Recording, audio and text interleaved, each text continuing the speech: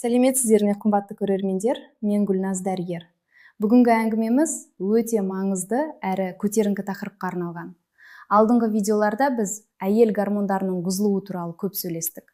Қандай белгілермен білдіретінін, не себептен болатынын айттық. Көп әпке апа осы видеоларды көріп маған жазды. Дәрігер, белгілерді түсіндім, енді не істеу керек? Сондықтан бүгін мен сіздерге шешім беремін. 6 алтын әдет, оларды күн сайын орындасаңыз, гормондарымыз табиғи түрде қалпына келеді. Көп әпке апа, гормон бұзылды, енді өмір бойы дәрі іш деп ойлайды. Жоқ, көп жағдайда гормондарды табиғи жолмен қалпына келтіруге болады. Дұрыс өмір салтымен, дұрыс әдеттермен, дәрі-дәрмексіз, хирургиясыз, тек өз күшімізбен.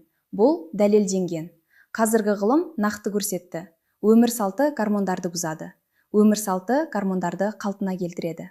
Қол сіздің қолыңызда. Бірақ бір нәрсе ескерту керек.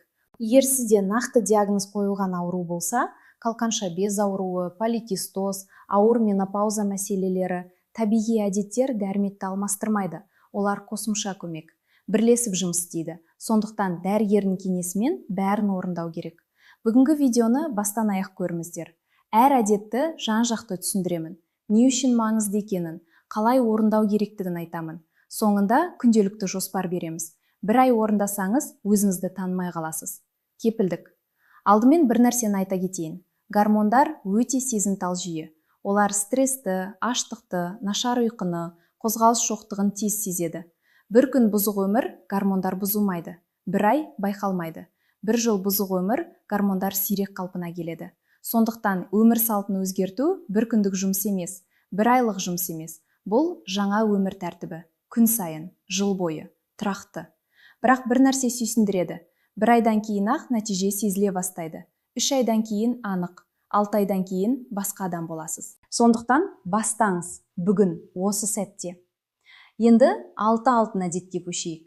Бірінші әдет – сапалы ұйқы. Бұл гормондарды қалпына келтірудің ең маңызды әдеті. Көп әпке апа осыны түсінбейді. Ұйқыны жай ғана демалу деп ойлайды. Шынында ұйқыда гормондар жасалады. Гормондар жөнделеді. Дене толық қалпына келеді. Қандай гормондар түнде өндіріледі? Біріншіден, мелатонин, ұйқы гормоны.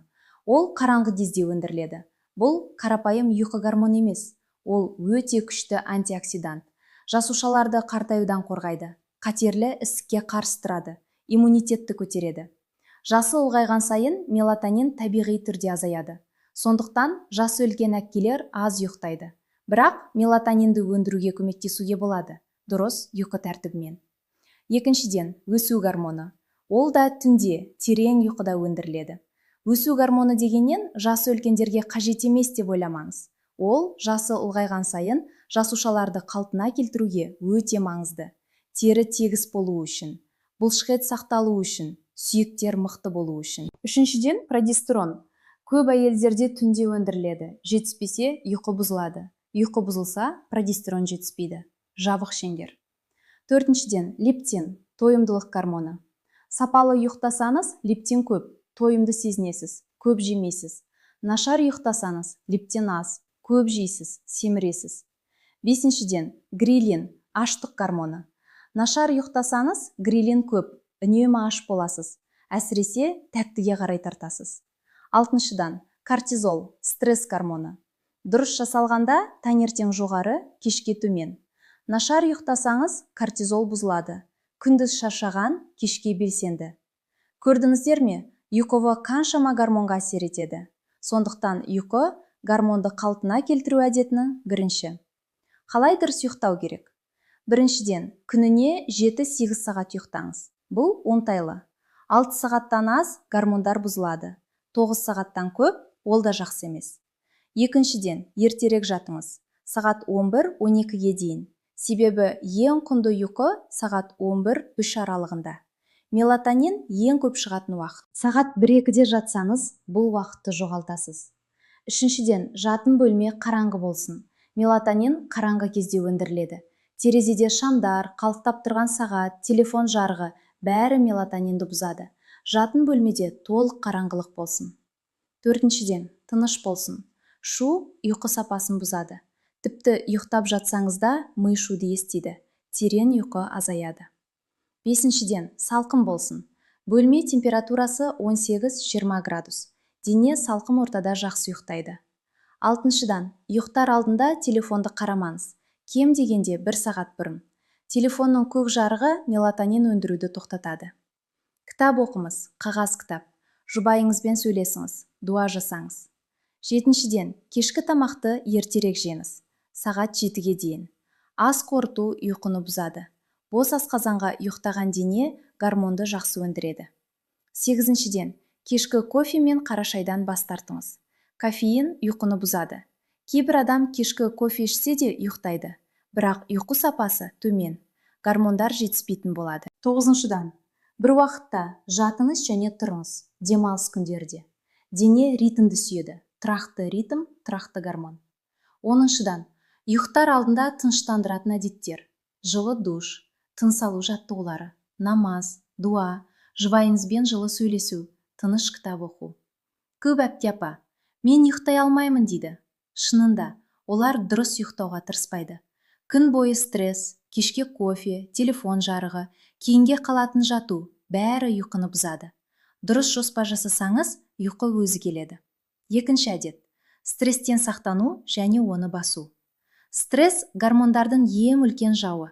Көп әйел бұған назар аудармайды. Бәрі стрессте, шыдау керек деп ойлайды.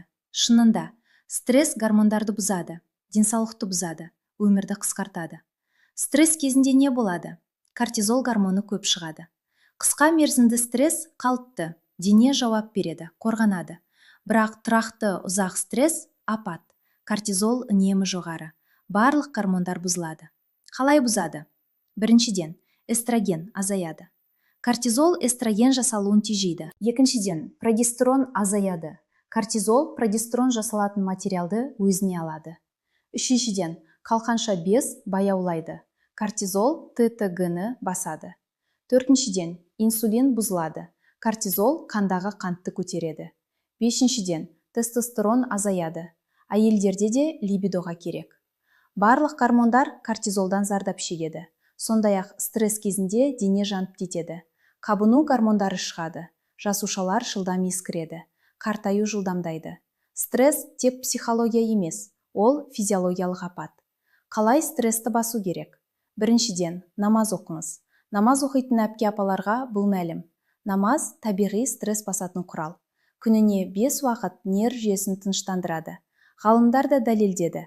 Намаз оқитын адамдарда кортизол деңгейі төмен. Екіншіден, дуа жасаңыз. Жаратушыдан көмек сұраңыз. Жүректі ашыңыз. Мазасыз ойларды Алла тағалаға тапсырыңыз. Үшіншіден, тыныс алу жаттығулары. Қарапайым әрі өте күшті. Қалай жасаймыз? Терең тыныс алыңыз 4 секунд. Ұстап тұрыңыз 7 секунд. Жайлап шығарыңыз 8 секунд. Осыны 5-10 рет қайталаңыз. Күніне 3-4 рет. Нерв жүйесі тыныштанады. Төртіншіден, табиғатпен араласыңыз. Бақшаңызда жұмыс істеу, орманда жүру, тауға қарап тұру, өзенге қарап отыру. Табиғат тегін психолог. Бесіншіден, қозғалыс. Жаяу жүру стрессті азайтады, эндорфин өндіріледі. Алтыншыдан, достарыңызбен сөйлесу, әпке апаларыңызбен. Жүректі ашу, стрессті азайту. Жетіншіден, шектерді қою. Бәріне иә деуді тоқтатыңыз. Балаларымыздың, ересек балалардың мәселесін шешуді олардың өз қолына беріңіз. Сіздердің денсаулығыңыз отбасы үшін маңыздырақ. Сегізіншіден, қызықты іс табыңыз. Тігу, тоқу, бақшамен айналысу, кітап оқу, қызық не болса. Тоғызыншыдан, медитация. 5-10 минут күн сайын тыныш отыру, ойды тоқтатуға тырысу, тыныс алуға назар аудару. Оныншыдан, қажет болса, психологқа барыңыз. Ұялмаңыз. Бұл даналық. Көмек сұрау әлсіздік емес. Көп әпке апа, менде стресс жоқ дейді. Бірақ ұйқы нашар, көңіл-күй жоқ, шаршаған. Бұл жасырын стресс. Көп әйел оны байқамайды, бірақ дене байқайды, гормондар бұзылады. Үшінші әдет, гормондарды қолдайтын тамақтану. Біз не жейміз, солай боламыз. Бұл гормондарға да қатысты. Кейбір тағамдар гормондарды қолдайды, кейбіреулері бұзады. Гормондарға қандай тағамдар қажет еді? Біріншіден, сапалы майлар. Гормондар майдан жасалады. Әсіресе холестерин гормондардың бастамасы. Дәл солай, холестерин гормонды жасайды. Сондықтан бүкіл май зиян деген қате ой. Қандай майлар жеу керек? Зәйтүн майы, салатқа, тұздыққа қыздырмаңыз. Авокадо аптасына 1-2 рет. Жаңғақтар күніне 1 уыс. Грек жаңғағы, бадам, тұқымдар, лен, чия, тұққабат тұқымы. Майлы балық аптасына 2-3 рет. Семга, скумбрия, сардин, омега-3 гормонға қажет. Жұмыртқа күніне 1-2. Сарысын тастамаңыз, ол гормонға қажет. Кокос майы кейбір тағамға қосуға болады. Қандай майлар жемеу керек? Маргарин мүлдем. Тез дайын тамақтағы транс майлар. Қайта-қайта қыздырылған майда қуырылған тағам. Екіншіден, ақуыз. Гормондарды ақуыздан жасалады. Әр тамаққа ақуыз қосыңыз. Тауық, балық, сиыр етінің арық бөліктері. Жұмыртқа, сүзбе, әр тамақ кезінде 1 порция. Үшіншіден, фитоэстрогендер бар тағамдар. Бұл табиғи өсімдік эстрогендері. Әсіресе менопауза кезінде өте пайдалы. Соя сүті, тофу, соя бұршағы, тұққабат тұқымы, салатқа, ботқаға қосу.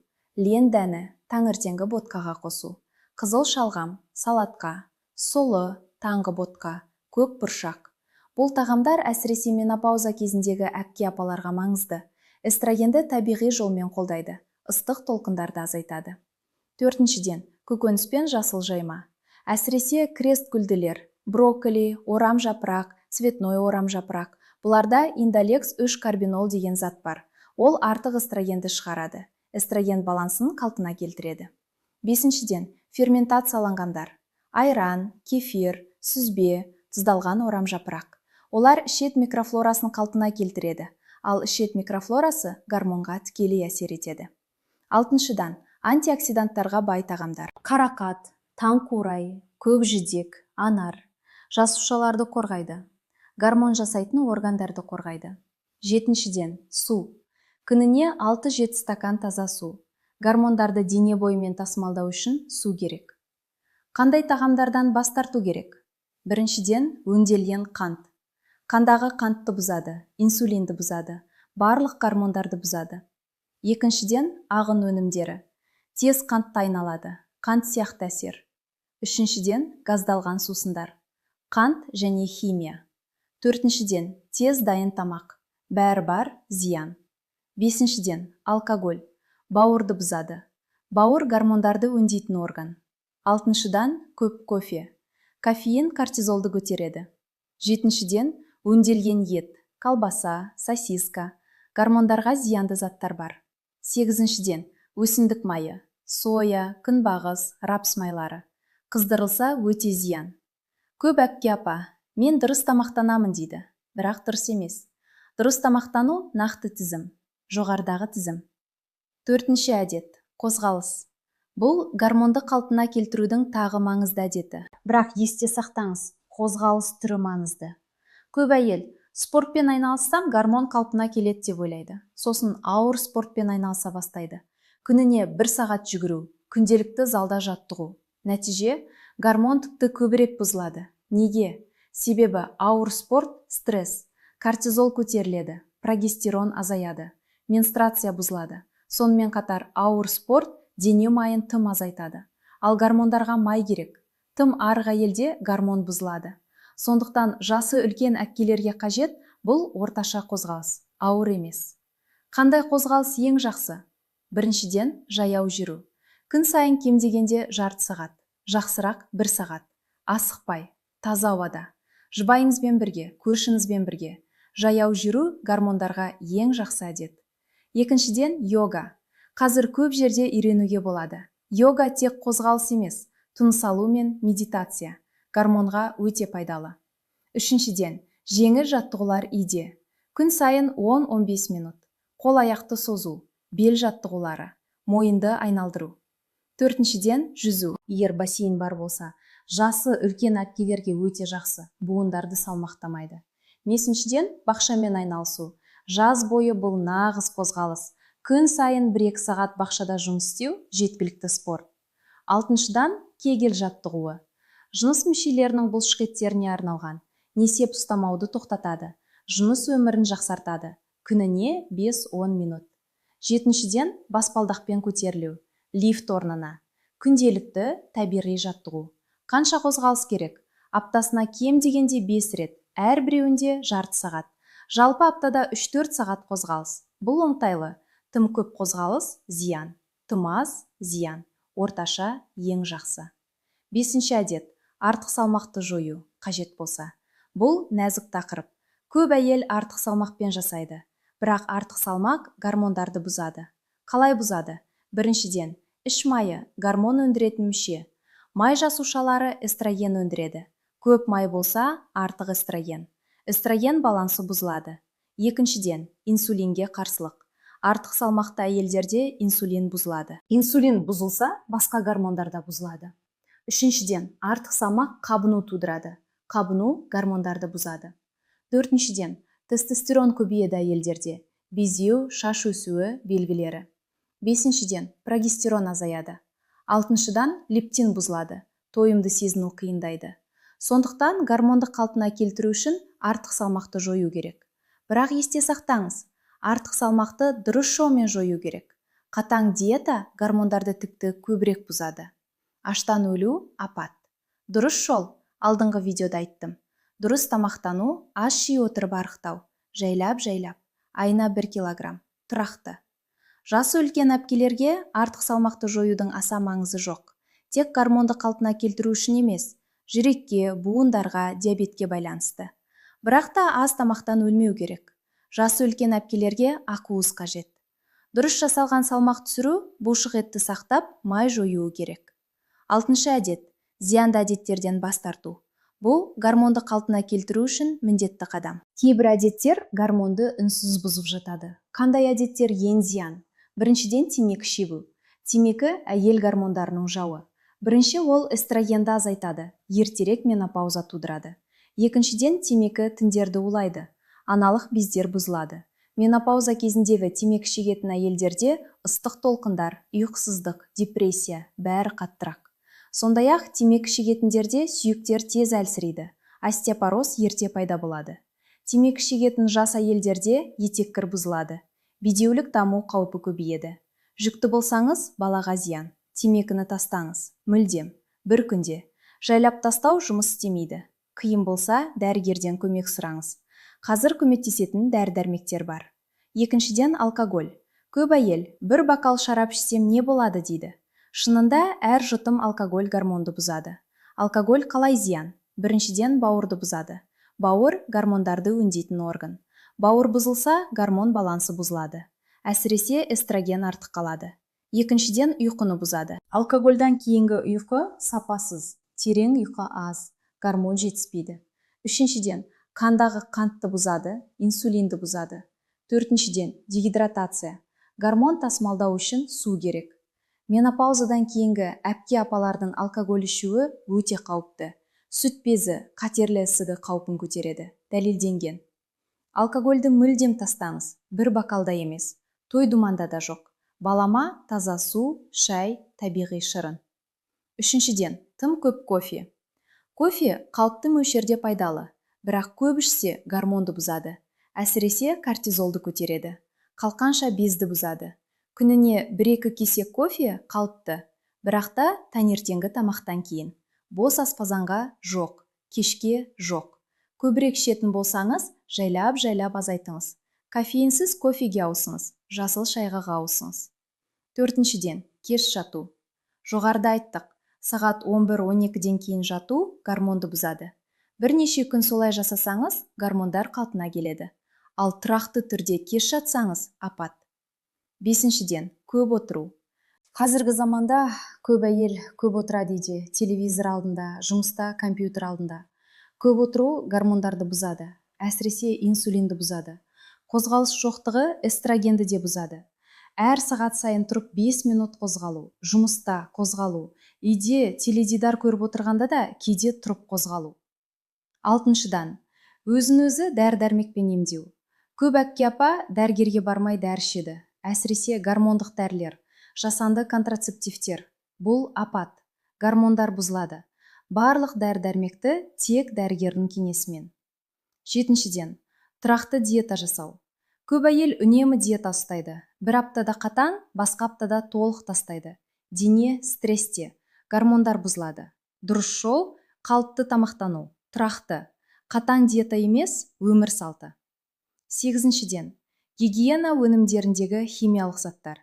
Кейбір косметика, парфюмерия, гигиена өнімдерінде гормондарға ұқсас заттар бар. Олар гормондық жүйеге кедергі, тіпті табиғи өнімдерді таңдау, тым сапасыз парфюмерияны қолданбау. Тағамды пластикалық ыдыста қыздырмау. Енді мен сіздерге күнделікті жоспар беремін. 6 әдетті біріктіреді. Таңертең сағат 6-7-де оянасыз. Жаттығу 10 минут, қол аяқты созу, мойынды айналдыру, жылы сулы лимонды ішу, намаз оқу, дуа жасау. Таңғы тамақ сұлы ботқасы лен дәнімен, жаңғақпен, жұмыртқа, жасыл шай. Сағат 10-11 бір алма немесе жаңғақ, бір стакан таза су. Сағат 12-1 түскі тамақ, тауық немесе балық, жасыл салат зәйтін майымен, қарақұмық, көкөніс. Сағат 3-4 кефир немесе айран, жаяу жүру жарты сағат. Сағат 6-7 кешкі тамақ, жеңіл, балық немесе сүзбе, көкөніс салаты, жасыл шай.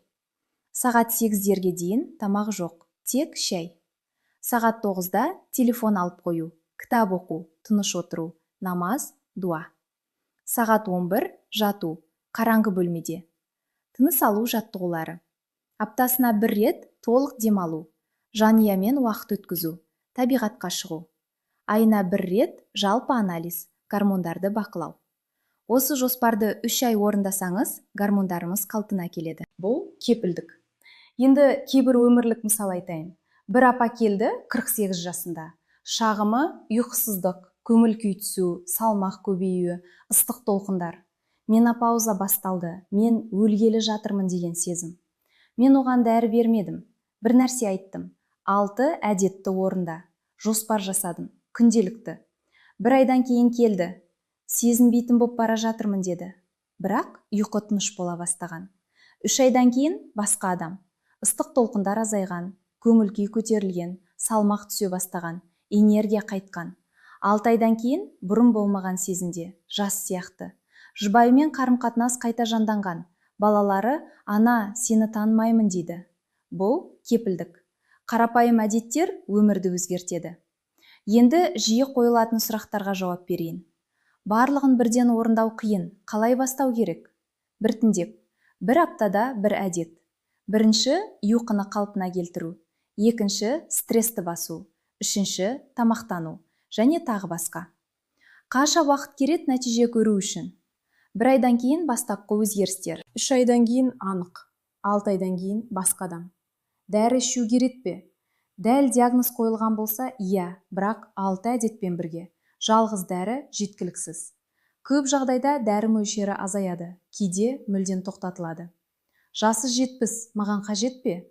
Иә, жасы үлкен әпкелерге де гормон балансы маңызды, тек бөлек гормондар бұзылады. Балалары әлі үйде, уақыт жоқ. Шынында, осы әрекеттер уақыт алмайды, тек әдеттерді өзгерту. Жаяу жүру балалармен бірге, тамақтану бүкіл отбасына, ертерек жату. Бұл видеоны қорытындылайын. Біз 6 алтын әдетті талдадық. Біріншіден, сапалы ұйқы. Екіншіден, стресстен сақтану. Үшіншіден, гормондарды қолдайтын тамақтану. Төртіншіден, қозғалыс. Бесіншіден, артық салмақты жою. Алтыншыдан, зиянды әдеттерден бас тарту. Осы 6 әдетті күн сайын орындасаңыз, гормондарыңыз табиғи түрде қалпына келеді. Денсаулық қайтады, көңіл күй көтеріледі, өмір сапасы жақсарады. Маңыздысы бастау. Бүгін емес, қашан? Ертеңге қалдырмаңыз. Қазір өзіңізге уәде беріңіз. Бір қадамнан бастаңыз. Ертеңнен ұйқы тәртібін өзгертіңіз. Жатын бөлмені қараңғы етіңіз. Сағат 11-12-ге дейін жатыңыз. Бір қадам үлкен жол. Бір ай басқа өмір. 6 ай басқа адам. Жас үлкен ата-аналарыңызға да үйретіңіздер. Олардың денсаулығы сіздердің бақыттарыңыз. Дәрі-дәрмекке шегінбей 6 әдетті орындатсаңыз, олардың өмірі ұзарады. Қыздарымызды жасынан үйретіңіздер. Дұрыс әдет жасынан қалыптасады. Олардың денсаулығы сіздерден басталады. Жұбайыңызбен бірге орындаңыздар. Бұл отбасы жоспары. Бір-біріңізге қолдау, бір-біріңізді бақыласыздар. Нәтиже жақсы. Видеоны соңына дейін қарағаныңыз үшін зор рахмет. Сіз бүгін көп білім алдыңыз. Гормондарды табиғи жолмен қалпына келтіру туралы, 6 алтын әдет туралы. Бірақ ең маңыздысы әрекет ету. Білім жалғыз пайдасыз. Бұл видеоны көрген соң, қазір, дәл осы сәтте өзіңізге уәде беріңіз. Бір айдан бастаймын, бір әдеттен бастаймын. Әпке-апаларыңызға, аналарыңызға, қыздарыңызға осы видеоны жіберіңіздер. Бұл әр әйелге қажет ақпарат. Сіздің жіберген видеоңыз көп әйелдің өмірін өзгерте алады. Аман болыңыздар, денсаулық толы болсын, отбасыңыз тыныш болсын, гормондарыңыз тепе-теңдікте болсын, өмір сапаңыз жоғары болсын. Алла тағала барлығымызға, әсіресе апа-әпкелерімізге жақсы денсаулық, ұзақ өмір, бақыт бере көрсін. Әр әйел сау болсын, әр отбасы сау болсын. Келесі кездескенше қош болыңыздар. Мен Гүлназ дәрігер. Қайта кездескенше.